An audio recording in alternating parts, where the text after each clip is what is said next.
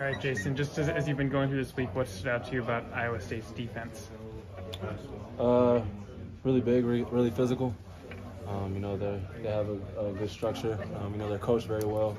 I think they're going to be sound and disciplined, with what they do. And I think it'll be a really good challenge for us. I think it starts up front with our O-line and, their play, and, everybody else just has to follow along. How does it challenge you as a quarterback when you're dealing with a team that basically has an extra guy in coverage all the time because of the way their scheme is set up? It definitely adds an element to it. But, pretty much there's a lot of defenses in the Big 12 that are starting to play this type of defense. So, we've definitely prepared for it, and, I think we'll be ready for it. The last week's game kind of had a little bit of everything in it. Just what have you guys been working on in practice this week? Just the stuff that we work on, each and every week. Nothing really changed. Just stuff that works good against their scheme and what they're doing. I think that's just been the biggest thing that we've been trying to focus on is ourselves.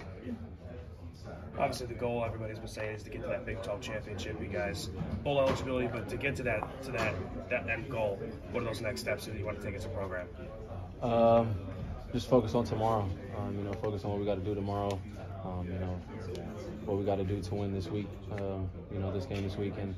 I think that's the biggest thing for this team is to not look too far ahead. We all have goals and we all have dreams and aspirations, but the main thing is Saturday this week. It feels like whenever you guys need a big play or need a big catch, Lawrence seems to be the guy almost every time. You talk about what your connection with him is like and what makes it so good. I think just the time that we take each and every week, working on routes and stuff, talking about different coverages and what the corners or safeties and, DBs might do differently each and every week. And I think just watching film and, just trusting each other and what we're going to do is the biggest thing for us.